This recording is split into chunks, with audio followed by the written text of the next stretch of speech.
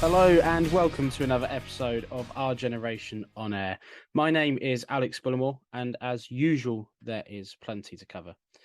This week, I don't know if anyone noticed this, but there was a review in the Times, not about our podcast, but about a new politics podcast from three quite well-known journalists. In the review, it was said that you don't need money to do a good podcast. You just need interesting people. Well, you listeners feel free to decide if the following two gents are in fact interesting people. So welcome to Dan Lambert and Ben Summer. I don't think I'm interesting. Sorry in advance. Yeah. The listeners can make up their minds on me. Well, we certainly don't have any money, so hopefully we have at least some interesting people on this podcast from time to time. Probably the guests, isn't it, from other podcasts in reality. Like I said, plenty to cover from Swansea all the way to Millwall next Tuesday. We also have Tom Bradshaw from the And He Takes That Chance pod to very kindly give us some insight into Huddersfield ahead of our game with them on Saturday. But first, Ben, as Our Generation's Wales correspondent, you went to Swansea away and I believe saw the opposite of yourself, if you know what I'm talking about. I don't know what you're talking about. Was it the QPR fan with Winter on the back of his shirt? Oh, yeah, Winter. My name's Ben Summer, and I saw Winter with his QPR shirt, and he's my nemesis now. We can only assume as well that his name is Ben. Do you know what? In my head, it is. Yeah. Like I didn't even think twice. Yeah. If he's out there, if he's listening, say hello to me. I did once. This is a tangent. I played a game with my housemates where we searched up people with our names on Instagram, and there was a Ben Summer who supported Brentford. So that's another alter ego there. So in future pods, when there's less things happening, one, find the QPR fan's surname Winter. We'll try and find the QPR fans with surnames Autumn and Spring as well. Yeah. Probably slim chance of actually inviting a Brentford fan on. But if there is really nothing, yeah, we would be, to be honest. But if there's really nothing going on, maybe we'd do it then. But there's there'll be a full list of things that we do before the Brentford fan comes on. Anyway, we are very, we've only just started the podcast, but we've gone off on a tangent already. There was a game. Yeah. Ben went to said game. Team news, there is none, apart from the fact that we were unchanged. I guess the new signing, Tim Rogenbaum, made it onto the bench. But overall, Ben, was this disappointing, poor, a missed opportunity, or a bit of all of the above? I'd say all of the above. In terms of missed opportunity, I don't know quite enough about Swansea to say, but I mean, it was a relatively even game in which Swansea were better. Not a lot of chances created on either side. Not a lot of creativity, certainly from our viewpoint. Swansea locking us with quite a few good kind of hooked balls over the top. Getting called offside a few times, but you do it enough and you do it well enough, you will end up getting a decent one. Ultimately, their goal comes from a mistake from us and from Joel Pirro being clinical, which I'm pretty sure from what I've seen of him, he is. But it was a fairly miserable day out, fairly rainy, one of those ones where the home fans start getting nice and noisy towards the end of the game because obviously they're having a great time and you're kind of just stood there going, what am I doing? Only glad that I only had to go back to Cardiff after rather than London, so I think that would have been a fairly grim journey. Dan, for those of us that weren't at the game, it certainly sounds like a good one to miss, doesn't it? Yeah, I'd say so. I'd agree with what Ben said. I thought the ironic thing from that game, Swansea are known for being quite a good side in possession, particularly having a lot of the ball. But I thought it was what they did out of possession. I think they nullified us to 0.46 XG all game, which was the worst in the divisional weekend. So I think that's where they get a lot of the credit for kind of preventing Cher and Willock from getting on the ball a lot of the time.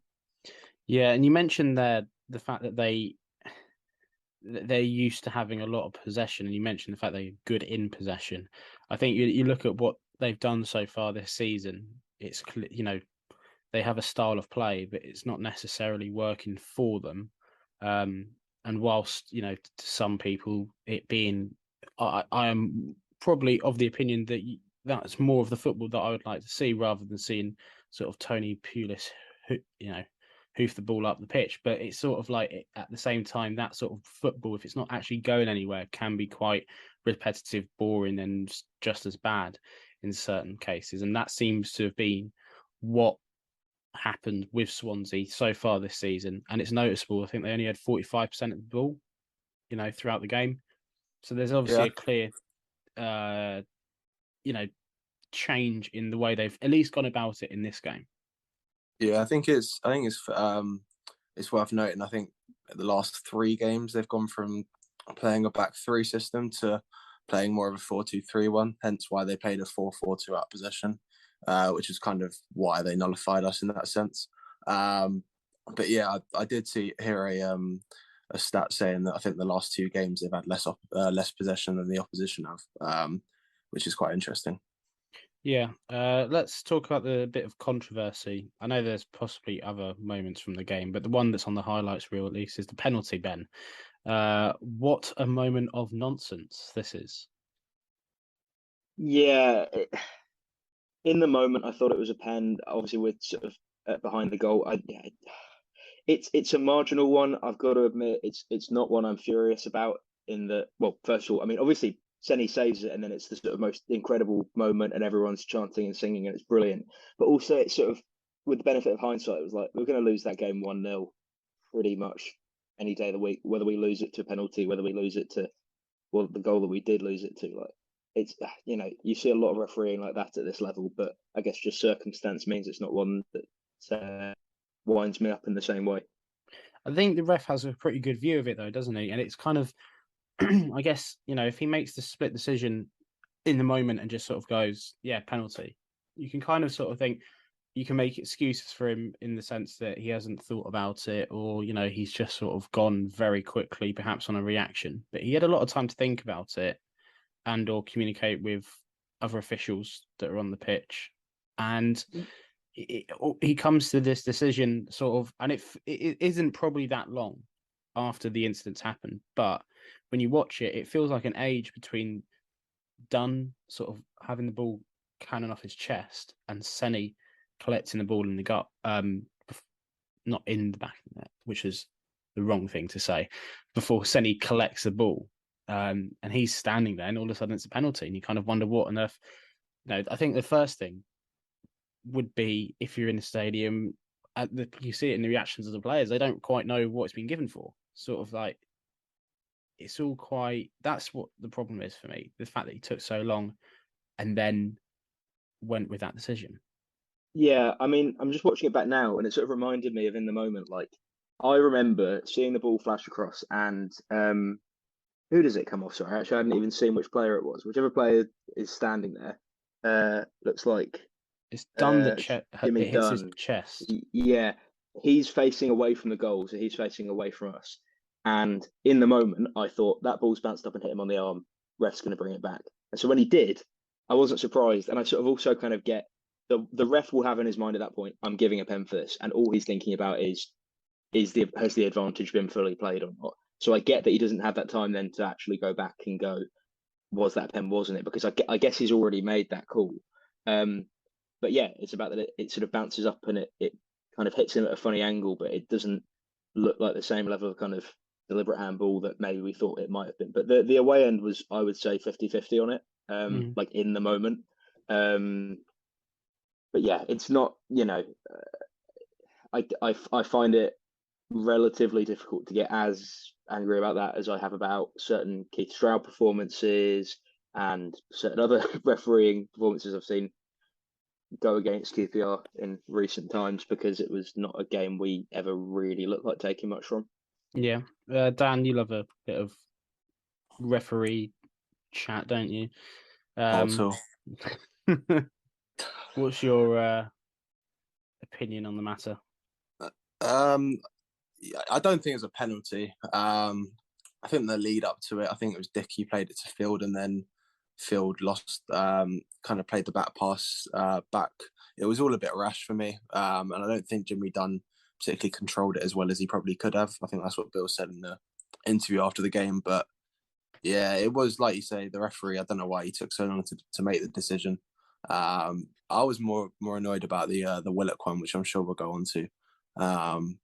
But yeah, the refereeing at this level is bad enough as we know week in, week out. We'll touch on the Willock one now then, because I kind of did forget about it. I saw it on Twitter, and some fans were quite sort of irate about it, and I don't know, maybe this is it's just my opinion of it all, but kind of similar to what Ben's sort of feeling towards that penalty incident. I know he's got a fist of his shirt, but I kind of don't, to a certain extent, don't see where the foul is. Like, it's not like it kind of sounds silly, because obviously he is sort of blocking him off, but it is a bit of a moment where they've both got a fist of each other's shirts, haven't they, Dan? No, I don't agree. I think he's clearly pulled it.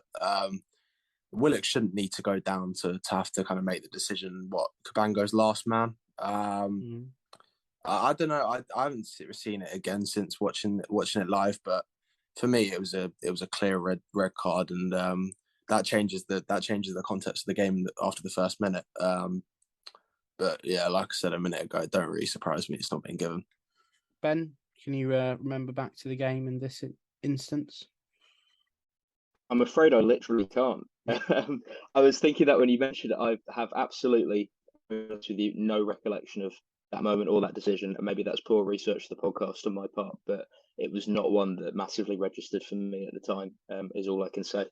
I just remember seeing it on Twitter the day after, and trying to search for it now. Willock foul just comes up with VAR stuff from the Newcastle game, so no point looking any further into that. But I kind of,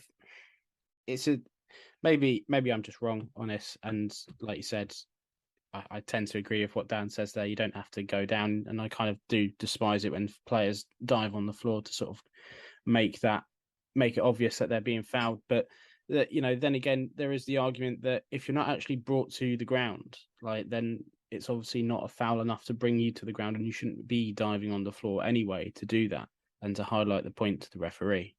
I think my first thoughts when I saw it was that it wasn't as bad, perhaps, as people were suggesting, and there's a lot of anger from the sort of penalty decision. And I thought that Willock does, in fact, get around him eventually. But, if people think it's a red card, I've got no problem with that. And, probably won't be the last refereeing decision that we have to endlessly talk about on this podcast this season. Let's talk about the goal then instead. Watching the highlights, I kind of, from three players here, I'm not entirely delighted with what I see. Ben, do you want to sort of lead off on this? Yeah, I mean, it was an example of a lot of very slightly sloppy play that we sort of showed throughout the day. And Dan's the guy who's got the brain for sort of explaining why this was, but it felt pretty much the whole game like Dunn and Dickey never had a particularly easy pass to make when they had the ball, never looked completely confident in controlling and keeping the ball when it sort of came in towards them. Obviously, it's Field that makes the error in the end as well, but Swansea penned us in, as much as it was an issue in attack, where it never quite looked like there was a pass for Dizel or Johansson to make, and it never, there was a lot of passing through the back line and so on. I think that also showed when we came under a little bit of pressure that there were, not really any kind of easy decisions to be made, and Swansea were sort of frustrating in that sense without being a massively attacking team for all of the game. And then Joel Perreault is going to do that if you're in that situation, I suppose. Dan, do you want to follow up on that? Yeah, I was just looking at the goal now. I mean, it's definitely a poor judgment from Dickey in the sense that the ball, it's like a channel ball, comes down. He doesn't really know whether to kind of control it or get rid. But Sam Field, for me, has to be doing better with the chest, bringing it down on his chest. But like Ben said, the centre backs didn't really have a great game all afternoon. But no, it was a poor mistake to make. And then when we saw in the early stages, when you go 1-0 down against this Swansea side that were decent out of possession, it's going to be hard to break them down anyway. Yeah, I thought that, like you said, Dickey kind of really should just probably clear it. But if Field controls the ball okay, this whole situation probably goes away without much consequence. And that's kind of what I guess it all comes down to. Field miscontrolling the ball and really should be doing better. And it's really disappointing because it just sort of gifts it to them. You can kind of be behind in the game, obviously, and perhaps, like, you know, Ben was saying that we would probably destined to go on and lose that game at some point. But, you know, you've got to make it difficult, at least, when you're not playing to the best of your ability. And if you come away from that at 0-0, then all of a sudden that 0-0 is a great result. You know, maybe I'd have to see it from the other angle, but first instinct as well is that I thought that Senny kind of gets beaten a little bit easily at his near post. He's obviously showing him quite a lot of the goal on the other side, and he manages to score in the section of the goal which is less on offer.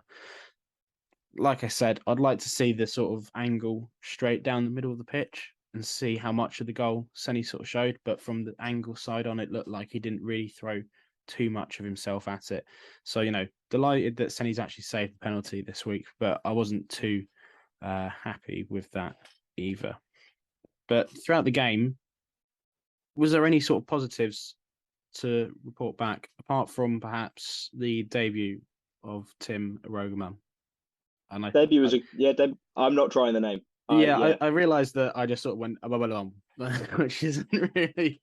I will go away and find out how to pronounce his surname, because I think we should do him the justice of it. But Absolutely, his debut was good.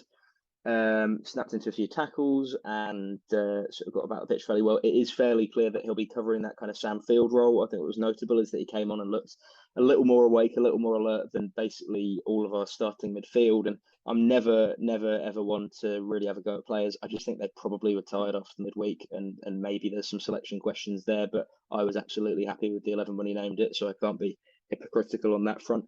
There were some positive moments. Like, I'm going to contradict myself here. As much as I said we never really deserved to win the game, talk about the sort of Warburton fine margins thing. There's a ball that flashes across goal very late on. There's a moment where Tyler Roberts finds himself right in front of the goal and gets it slightly tangled up under his feet.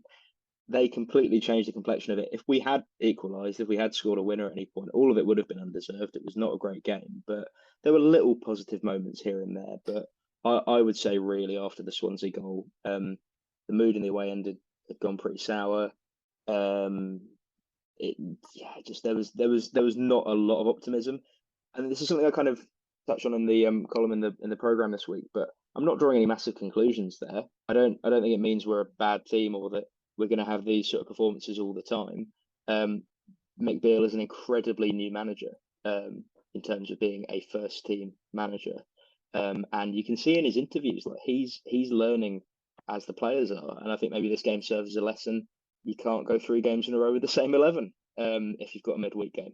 Absolutely. I think, yeah, the especially the midfield in this way of playing, the way we played against Hull and Watford was very intense, you know, quite high energy, that high line and all that sort of stuff. And, you know, at the start of the game, I don't think any of us would have said, with the players that are available right now, let's make a change to sort of freshen it up. We've went and beat Watford away from home, and we absolutely thrashed Hull in the first half at home.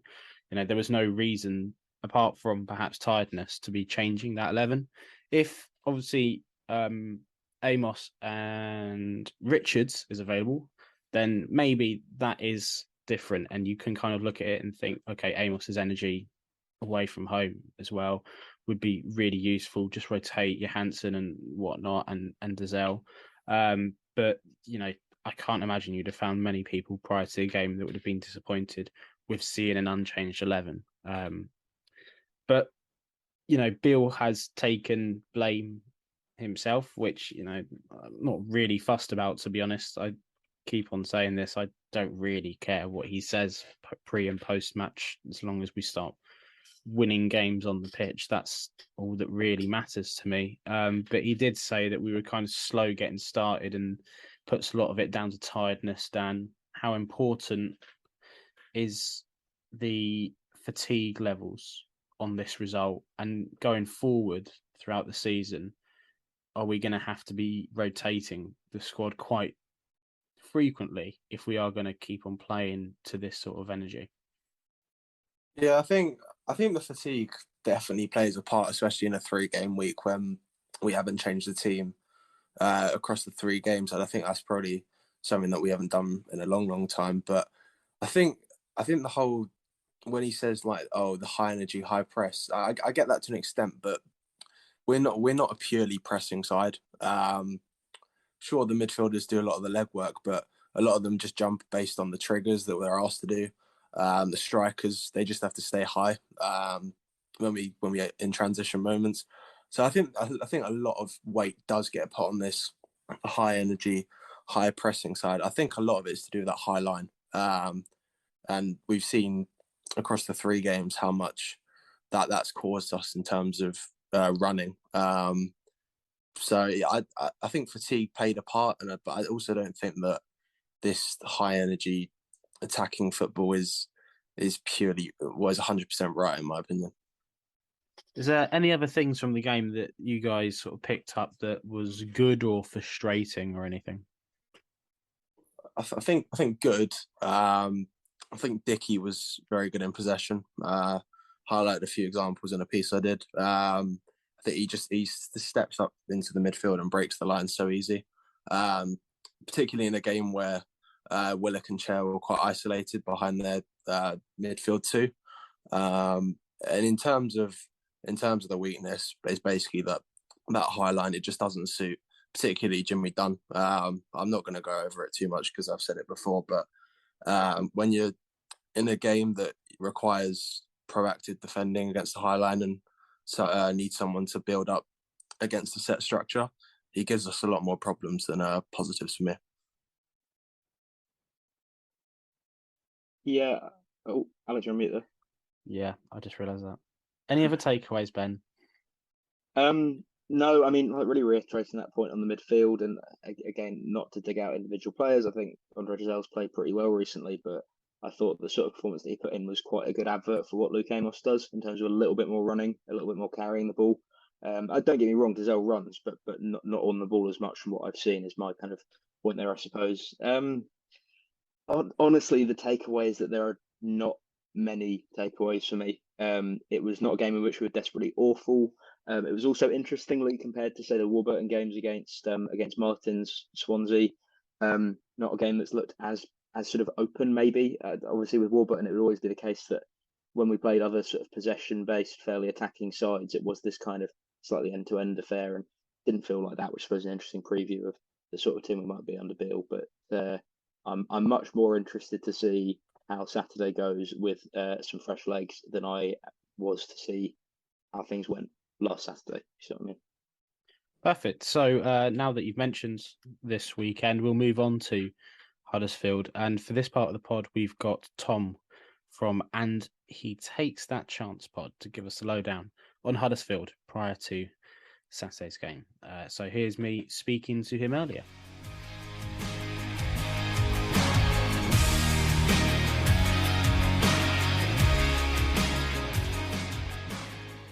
Okay, so now I'm joined by Tom Bradshaw, who's going to give us some fantastic insight into Huddersfield and how they're shaping up at the start of the season. So, Tom, thank you for coming on. How are you? All right, mate. Yeah, I'm not too bad.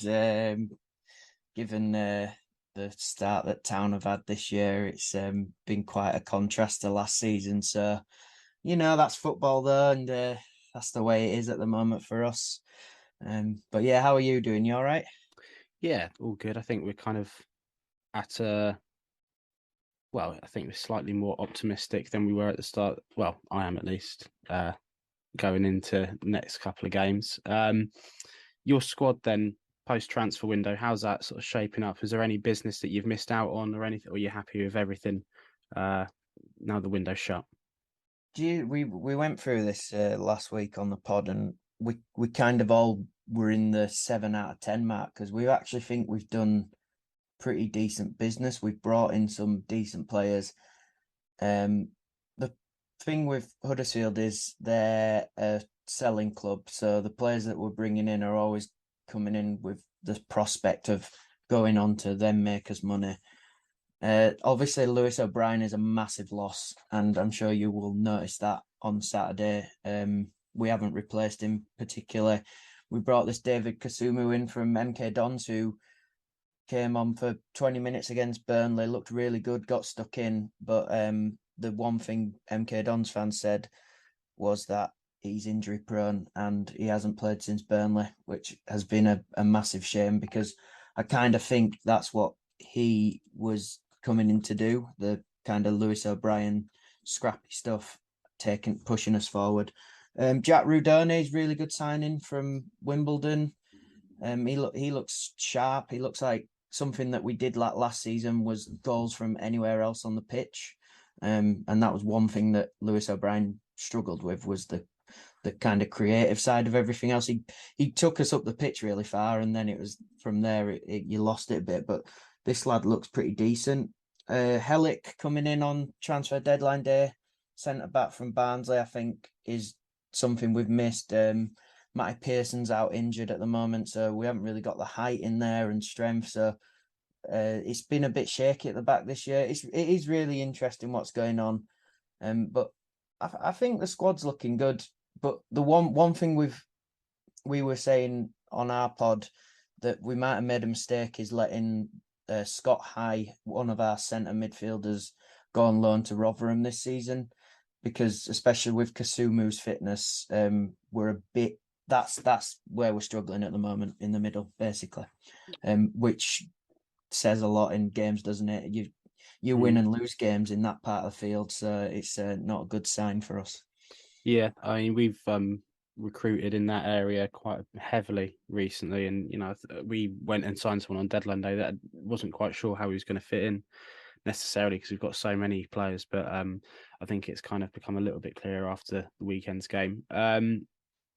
A pretty disappointing start of the season then for you guys, considering where you ended up last year. How much of this form do you put down to the loss of the previous manager? Like you said, a few key players going as well. I mean, Harry Toffolo is one that will be quite familiar to QPR fans as well. So is that the main reason, or is there anything else that you'd put it down to? It's a combination of it all. We've lost a spine of players. So Levi Colwell has gone to. He was on loan anyway, and it was always going to be a big ask for him to come back down to the Championship, because he was different quality for, I think it was 18 last season, 19, different quality for that kind of age. And then you've lost O'Brien, Toffolo out on the left. It's just you lost three really big players, and then it's even players like Naby Sarr, who didn't play much, but he was one of the characters you could tell around the team. And I think that's another regret potentially the team might have, is getting rid of him. Town might have. And then Corberan ditching us with what it was 3 or 2 weeks till the season started is obviously not going to help. And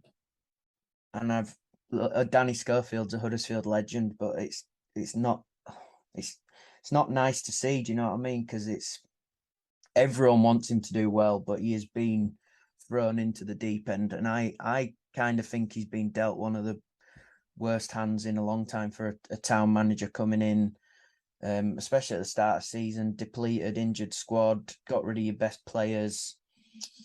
Yeah, it's a culmination of things. Maybe there was a bit of a hangover from the way we lost that playoff final as well, feeling kind of so hard done by it. But I think that it's just the Championship all over. You've got to take your chance when you get it, because one season you can be having a blinding year, and then the next year you're down fighting at the bottom. So yeah.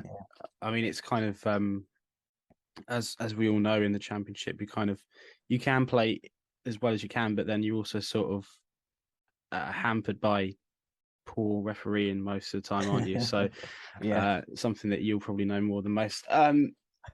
Touch a little bit more on Corberan. What was the main reasons for him actually sort of pack it in so close to the start of the season? Just so there wasn't really a out and out. I mean, Dean Oyle came out on the radio and discussed it, and it was more along the lines of, I believe, Corberan saying that he didn't feel he could take Town any further than he has, almost that kind of classic line. The people say it's down to the investment, but the thing with getting the job as Huddersfield manager, I think he knew that. He knew that that's the type of team we are. We're not blessed with kind of a rich owner who's going to splash money around the kind of players that you're bringing in. We're not going to be able to keep. We were never going to keep O'Brien. Everyone knew that. Everyone was resigned to that at the end of this season. Even if we went up, I think people thought he could potentially get a move to another Prem team. So I think maybe Corberan did just think. I don't think he thought maybe he got lucky last year, but do you know what I mean? I think he thought it was going to be a big struggle this year, not having O'Brien, Toffolo, etc. still there. It is a massive shame, and I think he's come out worse personally for me. Just to go the way he did, like that at that time of the season, is really disappointing. If he knew he wasn't, because he'll have known at the end of the year that if we didn't go up, we weren't going to keep certain players. So it'd have been nice if he'd have done the right thing then, and we might have had a bit of time to either find someone else, or really get Schofield bedded in. I think the reason they kept Schofield as well was because he'd been part of Corberan's backroom staff, and it was kind of, I think they hoped that the momentum would keep up and the same style of play, etc., would have been kept, but that hasn't really been the case so far. Yeah, I guess it's a bit harsh on you guys, isn't it? Looking at sort of, obviously, by no means you guys, the club's comparable in sort of the way you are run, but sort of like you look at the way that Rooney left Derby.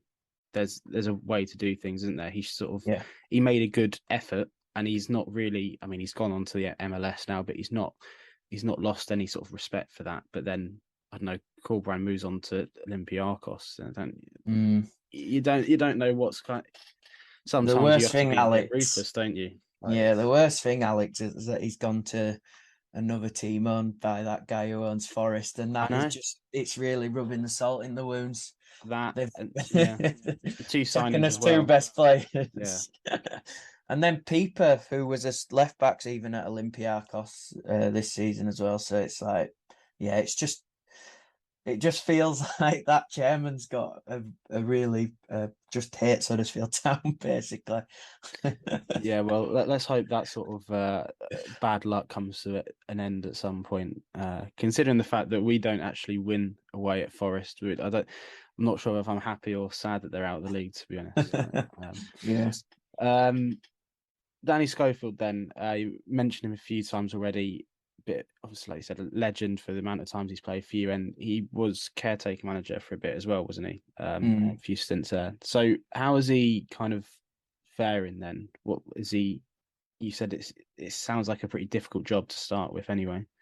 Yeah, I think it's kind of the square pegs round holes scenario.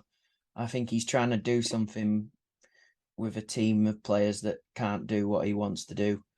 The midfield being the main problem at the moment. And I look, Corberan got the time. I wonder if Danny will get it. There's the lucky thing Corberan had was his terrible run. Well, it was something horrible. Like we didn't win for 20 odd games or something that season. Luckily, he had an all right start to the year, which kept us up. But he had it during COVID, so he didn't have the fans. The fans weren't as toxic, I don't think. The start is starting to creep in a little bit, which is really sad. And I just kind of hope maybe Danny figures out that as Corberan took the time to, hopefully Schofield can figure out quicker that you don't have to stick to that philosophy of your formation that you want. When Corberan changed it, it was the best thing he did. So I don't know, maybe there's a chance for him, but it's a lot to ask, isn't it? Yeah. I personally think he's got a couple of games, maybe, up until we've got 2 home games, Cardiff and I forgot who else it is. But I think if he doesn't at least get 4 points from like that, then he's in big trouble. Okay, so it doesn't look so. By the sounds of it, it's not sort of like there's no sort. Is there signs there that he could potentially, turn out to be a decent coach or manager, or is it kind of wishful thinking? I think it's a bit of wishful thinking. I think I'm still blinded by the fact it's Danny Schofield. You know what I mean? So it just doesn't look like there's no coherence. I think Corberán leaving really shocked the players. So I think there's still a bit of disappointment there. And different managers have different styles, but he just sometimes doesn't come across as someone who's going to go into that dressing room and really sort it out. Do you know what I mean? Yeah. And when you're in a dogfight, which we're slowly getting dragged into now, I think you need someone like that, and I can't really see him motivating players. I really hope I'm wrong, but I think if we're going to stay up this year, I can't believe I'm going to say this. It's not going to be with Danny Schofield, probably.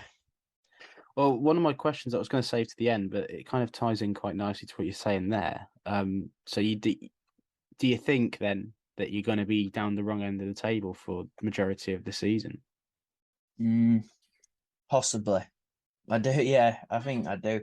This Hellick coming in could really help us out at the back, because one thing we were really good at last year was keeping clean sheets, not conceding more than one.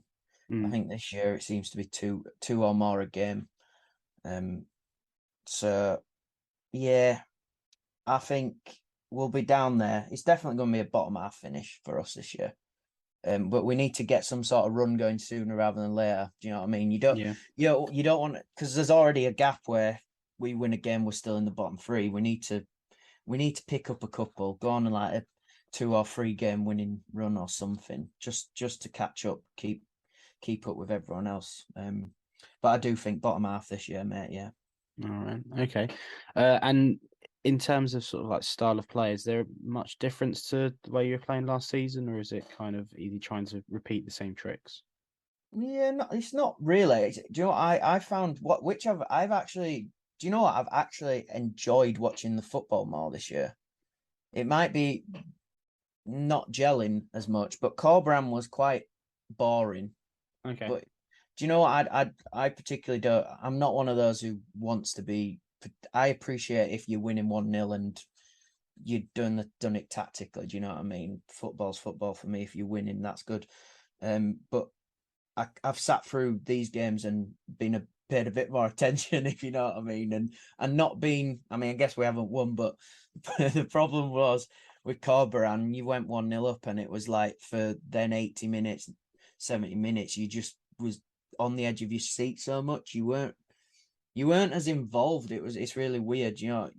I think if Danny Schofield's type of play did come good, the fans would get more involved. You get a good atmosphere and stuff. It's a lot more direct, a lot more quick. There's a lot more kind of long balls up to the top lads, not in the kind of hoofball kind of way, but you know what I mean, direct to their feet, and then play from there. I think the problem is there's a gap in the middle every time. This is the midfield.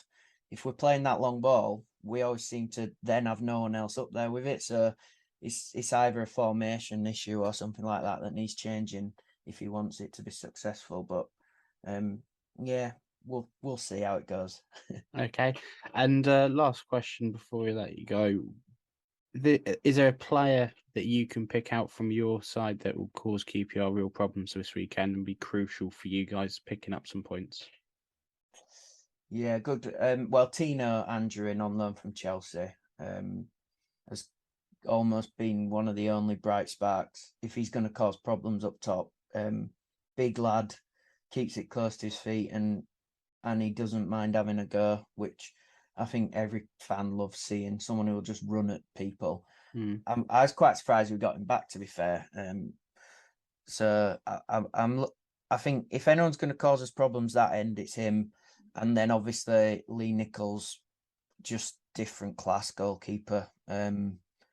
He's kept the score down basically this season for us. So he just needs a bit of help in front of him because there's so many. He does so much, and he can only ask so much of a goalkeeper. Yeah. Do you know what I mean? So, yeah, we will. They're the two that I think you've got to look out for. If they have a good game, we might cause you some problems potentially. Thanks for painting that picture for us. Admittedly, a pretty I don't want to say bleak one at this point, but it doesn't. It's yeah. Thank you very much for coming on and giving us a bit of insight. No worries, mate.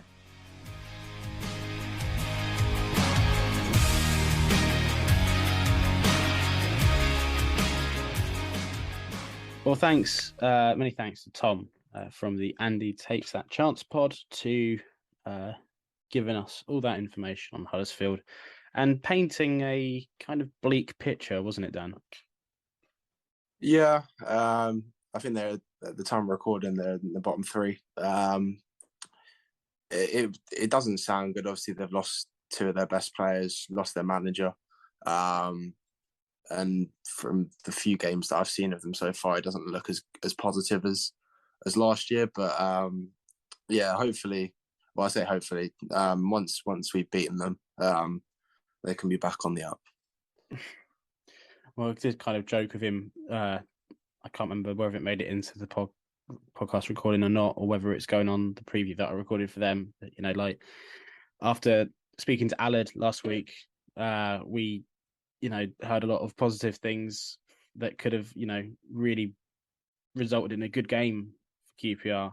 And then, well, you know, from the descriptions that you've had from in this podcast so far, you know for a fact that it didn't turn out to be a good game. So anything can happen in sport, anything can happen in football. More importantly, though, anything can happen when QPR are involved because, you know, they just love to tear at your heartstrings a little bit.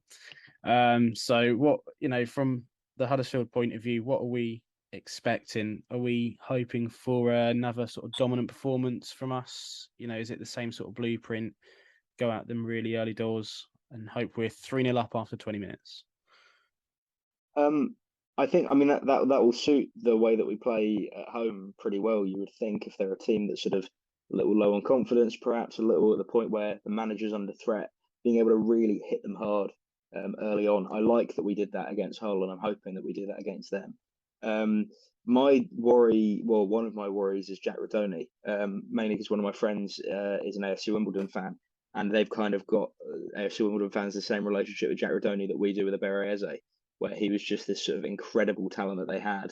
They think he can rise to the very top, and he's not, from the sound of that chat there, not shied away from that, I suppose. But he's not actually gotten himself involved in that many goals, only the one assist and in quite a late consolation. So I think he could hurt us, and I think I don't know 100% the type of player he is, but I've kind of got images of how Josh Bowler always seems to play when he comes to Loftus Road.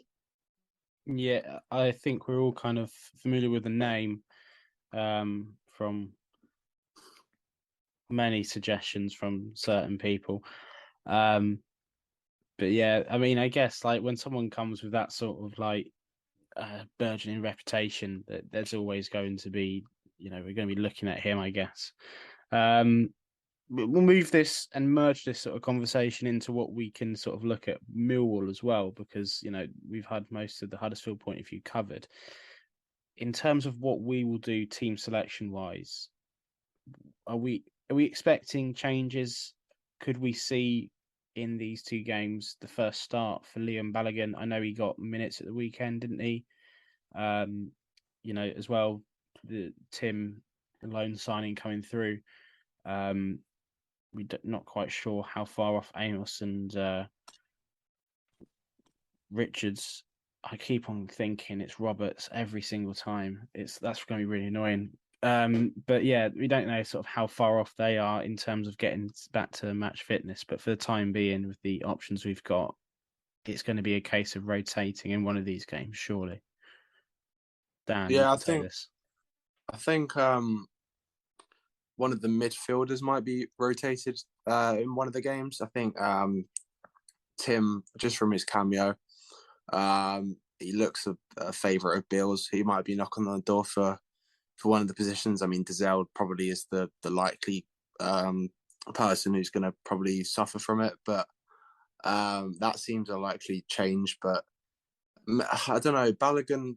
It's very early days of him. I haven't seen much. I think if anyone comes out, I think it's quite clear that it'll be Dunn rather than Dickey. And I think that certainly will be the case when Clark Salter comes back. I think at the Stoke game, I think I read that's when he's back. But I think he might try and keep the core of it the same, apart from maybe a few midfielders. Yeah, I'd be only shocked if Field got taken out for one of these games and didn't start. I expect him to start both games. I wouldn't be so shocked if, say, they sort of played Dazelle in one and didn't play him in the other. And similarly with Johansson, with him being of the one of our older players in the squad, trying to sort of nurse him into full fitness. I guess now with the signing that we've made, we have got a central midfielder on the bench as well now, rather than, because I think in the previous games we've been taking with players off, like trying to play Adoma slightly more central, pulling Chair and Willock out of their sort of more natural positions and playing them as a more sort of central midfielder at times, as once the substitutes have been made. So, it means that we can kind of keep the shape the same. We don't have to be trying anything too funky with our formations once substitutes are made. And, you can rotate in game, because I'm sure that regardless of who might, and it's a might at this point, get rotated in these next couple of games, they will probably come on at some point throughout that fixture. What can we expect then from Millwall? Another team that, if you look at their results recently, not necessarily anything sort of jumping out at you. They're saying that they're some, really scary team to play against. But then you look at the table and they're only 1 point behind us. Yeah, I think in terms of a Millwall side under Rao, I think what you're going to get is quite rigid in the way they play. Quite not defence first, but they're structurally good. Funny enough, I've really liked their recruitment this window.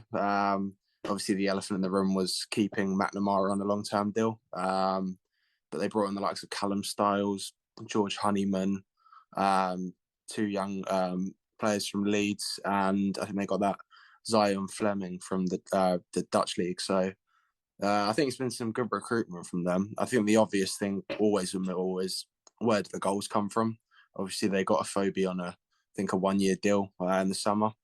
But, I mean, it's a Phobie, Bradshaw, and I think Bennett up top. So I don't really see any three of those as prolific goal scorers at this level. So I think it's a case for them where can they find the goals elsewhere, as well as in the number 9 position. Absolutely. You look at those strikers and you think those are the strikers that sort of won't score many goals come the end of the season, but you can guarantee one of them will score against QPR. Ben, how likely is it that we see a Danny McNamara masterclass, or at least him scoring a goal? It's guaranteed. I mean, we relatively regularly used to get bullied by Jed Wallace when he played for Millwall. Now that he's gone, someone has to step up to the plate. Of course, it's going to be the guy that QPR seemed relatively desperate to sign, although I must admit we were not as desperate to sign him as all the Millwall fans on Twitter seem to think. But I suppose that's another conversation. No, he's going to absolutely destroy us. Yeah. I would personally, just for this one game, support a move to put Ethan Laird just up against him, even though I know he's a right back. Just move him onto the left, see what happens, Just have him.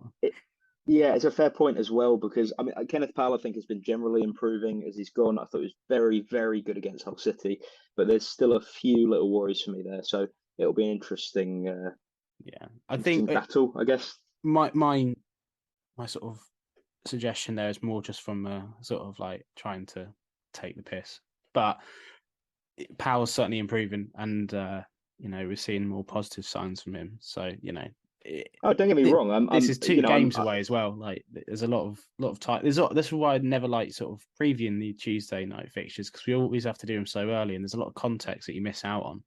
So there's suspensions, injuries, and whatnot, sort of like in between now and then, that could potentially happen. And you could turn up at Millwall and really see a really sort of rogue selection as well. Sort of. No, don't say that. Not after I've bought a ticket. Well, this is what you get when you try and force people to go into Millwall with you, Dan. But yeah, I think we're slowly improving, and hopefully last Saturday is just going to be a little blip in the system. I think the only other thing I heard about Millwall was that before beating Cardiff in their most recent game, they'd gone 4 games without a win, and that kind of is the point I was making earlier about their results not looking so remarkable, especially recently. They've not looked sort of incredible, but I guess they had a pretty sort of decent start to the season, and we're so early in as well that not that it doesn't matter, but it's sort of like the table doesn't really sort of tell the true story just yet. So anything else that you guys wanted to mention about Millwall? Well, I just think your point on the QPR team improving, I think it's just one that I want to echo really. Like if you scrub the Swansea game from the memory, you're seeing a team that is almost getting better game by game. And Swansea clearly knew exactly what they were doing in limiting us. But you're seeing Ethan Laird, he was not unfit to start when he came along, but the first game he started, he maybe tired out a bit quickly, but he's looking absolutely incredible. Kenneth Powell wasn't too impressed with to begin with, and again he's been improving. That Chair and Willett partnership has been looking absolutely unreal, and I really think you're seeing McBeal kind of figure out exactly how he's going to work with this team. You look back at the first starting 11, by the way, and I know it was of the season. I know it was limited by sort of injuries and things like that. But you had Shadipo starting. You had George Thomas, who I know we love, getting loads of minutes in that game. It was a completely different concept idea in a lot of ways. So I'm kind of still all aboard and still really optimistic against my better instincts. Yep, point well made, Dan. Any other sort of business to talk about in regards to Millwall? No, I don't think so. I think it'll be a tight game between both sides. Obviously, like I said before, Rowett's quite a pragmatic coach. I think McBeal is quite similar, despite the amount of goals he's probably scored. So I can see it being quite a cagey affair between the two teams, and probably little in it between the scoreline. Okay, so that means we have reached the end of this week's podcast, and one more thing to do is, of course, do our shameless plugs, which we all love each week. Dan, you've got a new article out. Care to elaborate? Yeah, basically it was it's probably not really relevant anymore, but I had a quick look at the defeat to Swansea, kind of touching on their kind of shape out of possession, how we kind of reacted to that, and then the obvious the elephant in the room about our high line and kind of how we can prevent it going forward. So that's basically what the piece is about.